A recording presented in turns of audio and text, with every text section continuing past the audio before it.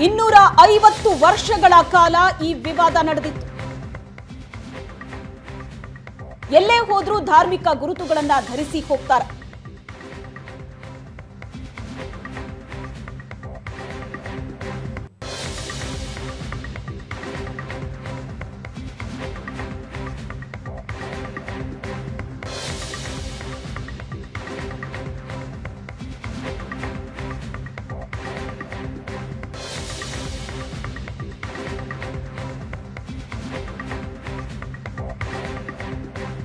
ವಿವಾದ ನಡೆದು ಅಂತಿಮ ತೀರ್ಪು ಬಂತು.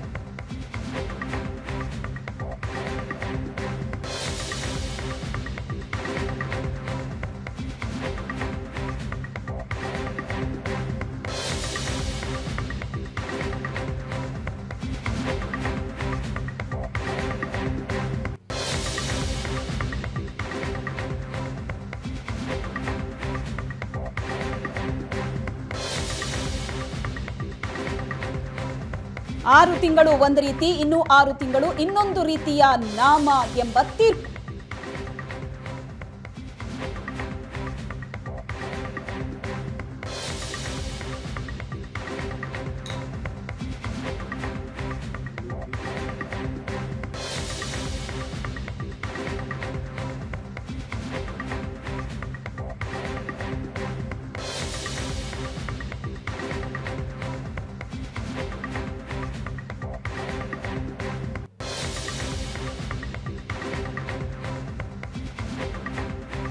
ಆನೆಯ ಹಣೆಯ ಮೇಲೆ ಯಾವ ರೀತಿ ನಾಮ ಇಡಬೇಕು ಅನ್ನೋದರ ಬಗ್ಗೆ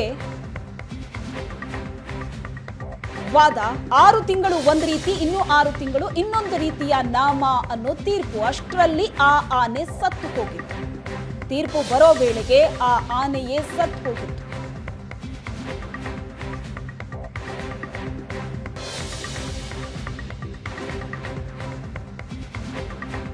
ಹಿಜಾಬ್ ವಿಚಾರವಾಗಿ ನಡೀತಾ ಇರುವಂತಹ ವಾದ ಪ್ರತಿವಾದ,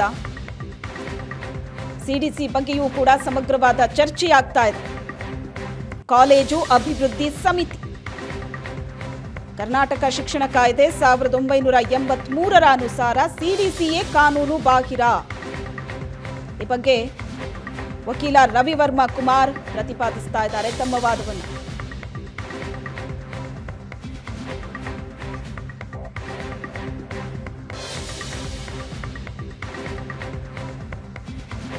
ಈ ಪ್ರಕರಣದಲ್ಲಿ ಹಾಗಾಗೋದಿಲ್ಲ, ಚಿಂತೆ ಮಾಡಬೇಡಿ ಅಂತ ನ್ಯಾಯಪೀಠ ಹೇಳಿದೆ.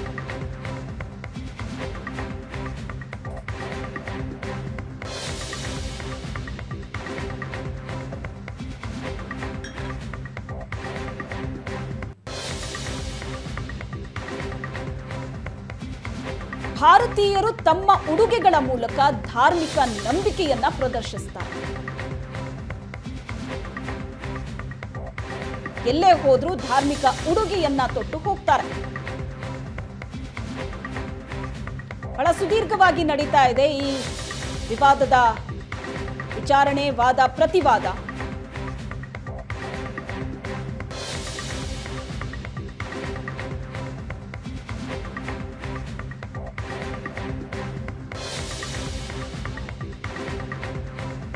ಧಾರ್ಮಿಕ ಗುರುತನ್ನ ಧರಿಸೋದು ಬಹಳ ಕಾಮನ್.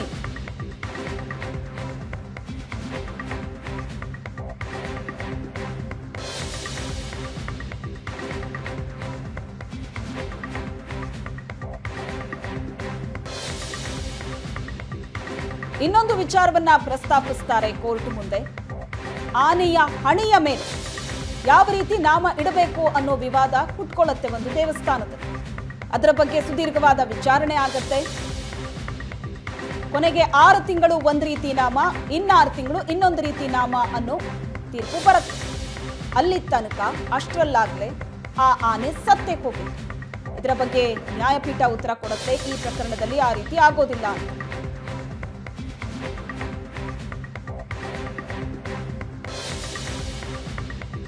ಇನ್ನು ಉಡುಗೆಗಳ ವಿಚಾರಕ್ಕೆ ಬರೋದಾದ್ರೆ, ಭಾರತೀಯರು ತಮ್ಮ ಉಡುಗೆಗಳ ಮೂಲಕ ತಮ್ಮ ಧಾರ್ಮಿಕ ನಂಬಿಕೆಯನ್ನ ಪ್ರದರ್ಶಿಸ್ತಾರೆ.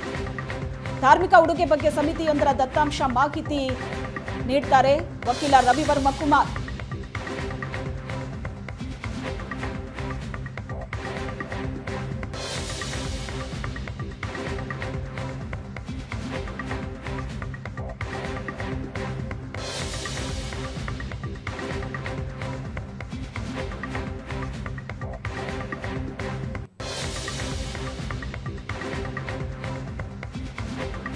ಧಾರ್ಮಿಕ ಉಡುಗೆ ಬಗ್ಗೆ ಸಮಿತಿಯೊಂದರ ದತ್ತಾಂಶದ ಮಾಹಿತಿಯನ್ನ ನೀಡ್ತಾರೆ ವಕೀಲ ರವಿವರ್ಮ ಕುಮಾರ್.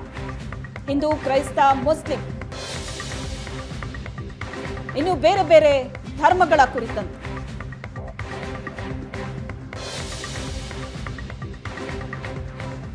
ಧಾರ್ಮಿಕ ಉಡುಗೆ ಬಗ್ಗೆ ಸಮಿತಿಯೊಂದರ ದತ್ತಾಂಶ ಮಾಹಿತಿಯನ್ನ ನೀಡಿದ ರವಿವರ್ಮ ಕುಮಾರ್.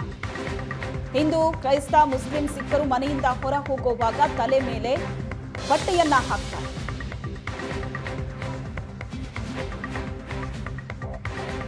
ಭಾರತೀಯರು ತಮ್ಮ ಉಡುಗೆಗಳ ಮೂಲಕ ಧಾರ್ಮಿಕ ನಂಬಿಕೆಯನ್ನ ಪ್ರದರ್ಶಿಸುತ್ತಾರೆ. ಬೇರೆ ಬೇರೆ ಧರ್ಮದವರ ಆಚರಣೆ ಯಾವ ರೀತಿ ಇದೆ ಉಡುಗೆ ವಿಚಾರದಲ್ಲಿ, ಇದರ ಬಗ್ಗೆ ಒಂದಷ್ಟು ವರದಿಯನ್ನ ನೀಡ್ತಾರೆ ವಕೀಲ ರವಿವರ್ಮ ಕುಮಾರ್. ಬೇರೆ ಬೇರೆ ಧರ್ಮ ಉಡುಗೆ ವಿಚಾರವಾಗಿ ಅವರಲ್ಲಿ ಇರುವಂತಹ ಆಚರಣೆಗಳ ಬಗ್ಗೆ.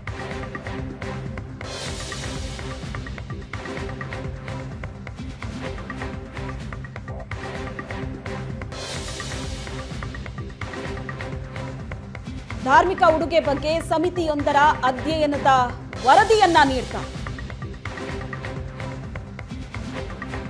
ದೇಶದ ಭಾವೈಕ್ಯತೆ ಬಗ್ಗೆ ಮಾಹಿತಿಗಾಗಿ ಈ ವಿಚಾರವನ್ನ ಪ್ರಸ್ತಾಪಿಸಿದ್ದೇನೆ ಅಂತ ಹೇಳ್ತಾರೆ.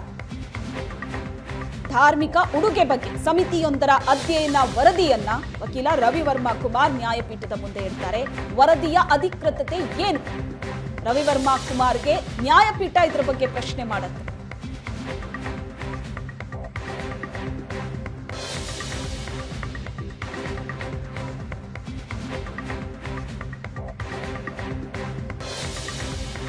ದೇಶದ ಭಾವೈಕ್ಯತೆ ಬಗ್ಗೆ ಮಾಹಿತಿಗಾಗಿ ಈ ವಿಚಾರವನ್ನ ಪ್ರಸ್ತಾಪಿಸಿದ್ದೇನೆ ಅಂತ ವಕೀಲರು ಹೇಳ್ತಾರೆ. ಧಾರ್ಮಿಕ ಉಡುಗೆ ಬಗ್ಗೆ ಸಮಿತಿಯೊಂದು ನಡೆಸಿದಂತಹ ಅಧ್ಯಯನದ ವರದಿಯನ್ನ ನ್ಯಾಯಪೀಠದ ಮುಂದೆ ಇಡ್ತಾರೆ.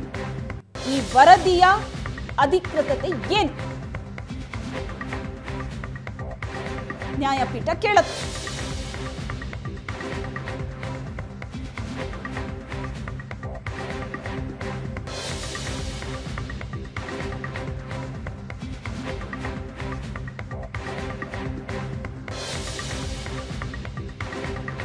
ರವಿವರ್ಮ ಕುಮಾರ್ಗೆ ನ್ಯಾಯಪೀಠ ಕೇಳಿದಂತಹ ಪ್ರಶ್ನೆ, ಈ ವರದಿ ಎಷ್ಟರ ಮಟ್ಟಿಗೆ ಅಧಿಕೃತ ಇದು?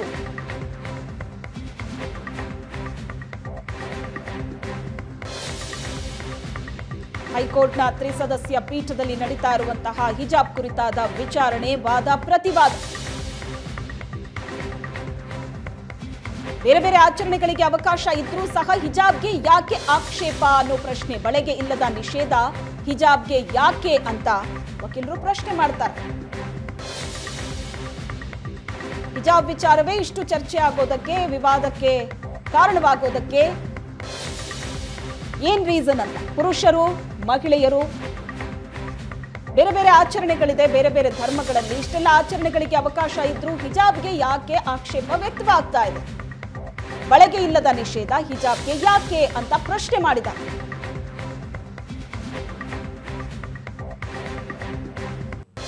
ಪುರುಷರು, ಮಹಿಳೆಯರಿಗೆ ಬೇರೆ ಬೇರೆ ಧಾರ್ಮಿಕ ಗುರುತುಗಳಿವೆ. ಬಳೆ ಧಾರ್ಮಿಕ ಗುರುತು ಅಲ್ಲವಾ ಅಂತ ರವಿವರ್ಮ ಕುಮಾರ್ ಪ್ರಶ್ನೆ. ಬಳೆಗೆ ಇಲ್ಲದ ನಿಷೇಧ ಹಿಜಾಬ್ಗೆ ಯಾಕೆ ಅಂತ.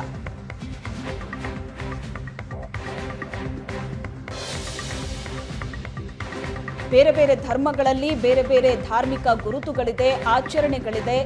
ಸೈನ್ಯದಲ್ಲೇ ಸಿಖ್ಖರಿಗೆ ಟರ್ಬನ್ ಬಳಸೋದಕ್ಕೆ ಅವಕಾಶ ನೀಡಲಾಗಿದೆ. ಬಡ ಮುಸ್ಲಿಂ ಹೆಣ್ಣು ಮಕ್ಕಳನ್ನೇ ಆರಿಸಿಕೊಂಡು ಭೇದ ಭಾವ ಮಾಡೋದು ಯಾಕೆ ಅಂತ ವಕೀಲರು ಪ್ರಶ್ನೆ ಮಾಡ್ತಿದ್ದಾರೆ.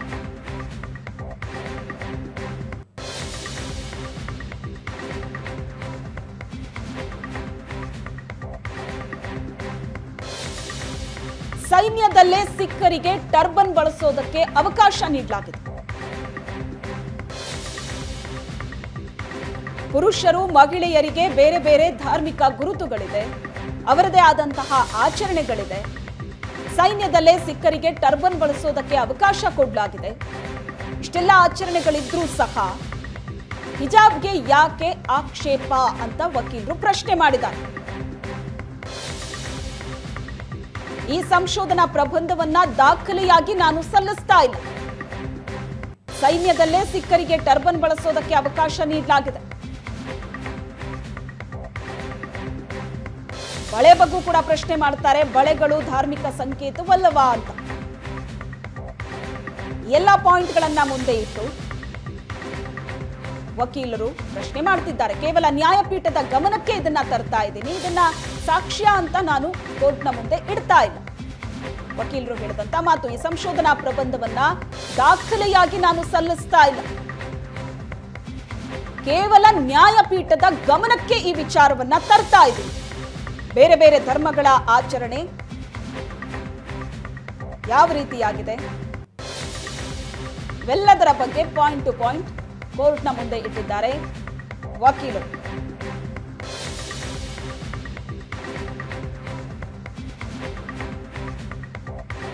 ಯೇಸುವಿನ ಪೆಂಡೆಂಟ್ ಧರಿಸಿ ಬರೋ ಕ್ರಿಶ್ಚಿಯನ್ ಯುವತಿಯರನ್ನ ಹೊರಗಡೆ ಕಳಿಸಿಲ್ಲ. ಇದು ಒಂದು ಪಾಯಿಂಟ್ ಅನ್ನ ಹೇಳ್ತಾರೆ. ಭಾರತದ ಭಾವೈಕ್ಯತೆ ಹೇಗಿದೆ ಅಂತ ತಿಳಿಸೋದಷ್ಟೇ ನನ್ನ ಉದ್ದೇಶ. ಎಲ್ಲ ವಿಚಾರವನ್ನ ಸಾಕ್ಷ್ಯವಾಗಿ ನಾನು ಇಡ್ತಾ ಇಲ್ಲ ಕೋರ್ಟ್ನ ಮುಂದೆ. ಭಾರತದ ಭಾವೈಕ್ಯತೆ ಹೇಗಿದೆ ಅನ್ನೋದನ್ನ ತಿಳಿಸೋದಷ್ಟೇ ನನ್ನ ಉದ್ದೇಶ. ಕೇವಲ ನ್ಯಾಯಪೀಠದ ಗಮನಕ್ಕೆ ಈ ವಿಚಾರವನ್ನ ತರ್ತಾ ಇದ್ದೀನಿ ಅಂತ ವಕೀಲ ರವಿವರ್ಮ ಕುಮಾರ್ ಹೇಳ್ತಾರೆ.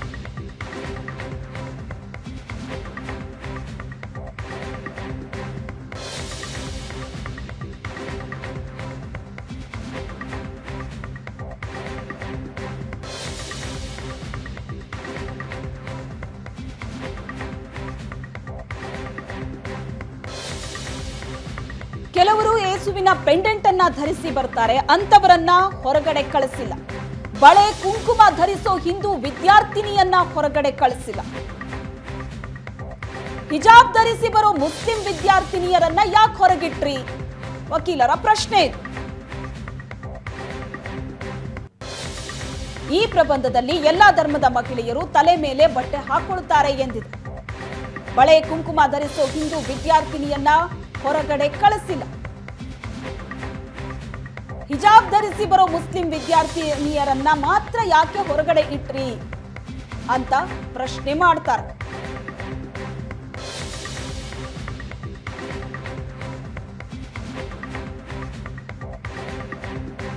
ವಿದ್ಯಾರ್ಥಿನಿಯರು ಕೆಲವರು ಬಳೆ ಹಾಕೊಂಡು ಬರ್ತಾರೆ, ಹಣೆಗೆ ಕುಂಕುಮ ಇಡ್ತಾರೆ, ಅಂತವರನ್ನ ಹೊರಗಡೆ ಇಟ್ಟಿಲ್ಲ. ಆದ್ರೆ ಹಿಜಾಬ್ ಹಾಕಿ ಬಂದಂತಹ ವಿದ್ಯಾರ್ಥಿನಿಯರನ್ನ ಮಾತ್ರ ಯಾಕೆ ಹೊರಗಿಟ್ರಿ ಅಂತ ವಕೀಲರು ಪ್ರಶ್ನೆ ಮಾಡಿದ್ದಾರೆ.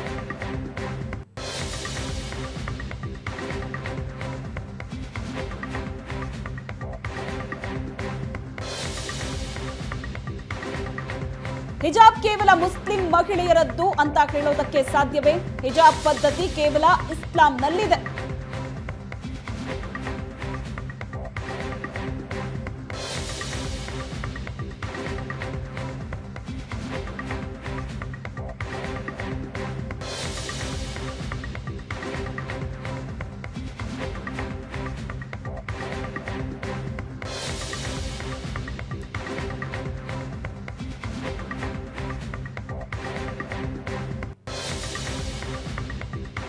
ಬೇರೆ ಬೇರೆ ಧರ್ಮದಲ್ಲಿರುವಂತಹ ಆಚರಣೆ, ಕೆಲವೊಂದಷ್ಟು ನಿಯಮ, ಇವೆಲ್ಲದರ ಬಗ್ಗೆಯೂ ಕೂಡ ವಕೀಲರು ಕೆಲವೊಂದಷ್ಟು ಅಂಶಗಳನ್ನ ಮುಂದೆ ಇಡ್ತಾರೆ.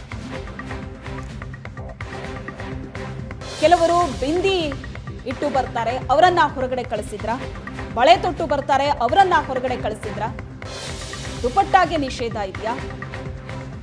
ಕ್ರಿಶ್ಚಿಯನ್ ಕ್ರಾಸ್ಗಳನ್ನ ಧರಿಸಿ ಬರ್ತಾರೆ ಕೆಲವು ವಿದ್ಯಾರ್ಥಿನಿಯರು, ಅವರನ್ನ ಹೊರಗಡೆ ಇಟ್ರ? ಆದ್ರೆ ಕೇವಲ ಹಿಜಾಬ್ ಹಾಕಿ ಬಂದಂತಹ ವಿದ್ಯಾರ್ಥಿನಿಯರನ್ನ ಮಾತ್ರ ಯಾಕೆ ಹೊರಗಡೆ ಕಳಿಸಿದ್ರಿ? ಬಳೆ ಕುಂಕುಮ ಧರಿಸೋ ಹಿಂದೂ ವಿದ್ಯಾರ್ಥಿನಿಯನ್ನ ಹೊರಗಡೆ ಕಳಿಸಿಲ್ಲ. ಹಿಜಾಬ್ ಹಾಕಿ ಬಂದಂತಹ ಮುಸ್ಲಿಂ ವಿದ್ಯಾರ್ಥಿನಿಯರನ್ನ ಯಾಕೆ ಹೊರಗಿಟ್ರಿ ಅಂತ ರವಿವರ್ಮ ಕುಮಾರ್ ಪ್ರಶ್ನೆ ಮಾಡ್ತಾರೆ.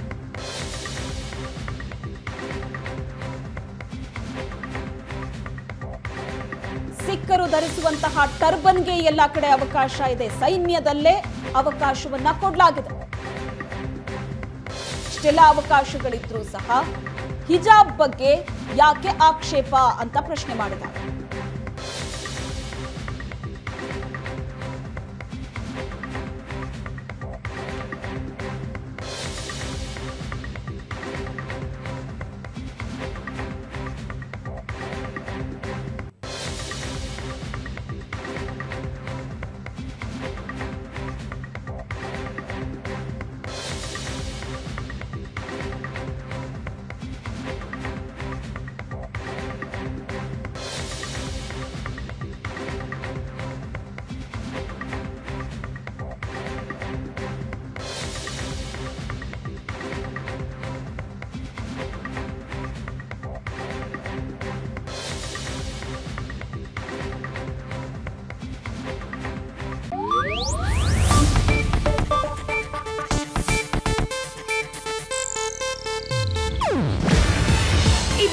ಏಷ್ಯಾನೆಟ್ ನ್ಯೂಸ್ ನೆಟ್ವರ್ಕ್ ಪ್ರಸ್ತುತಿ.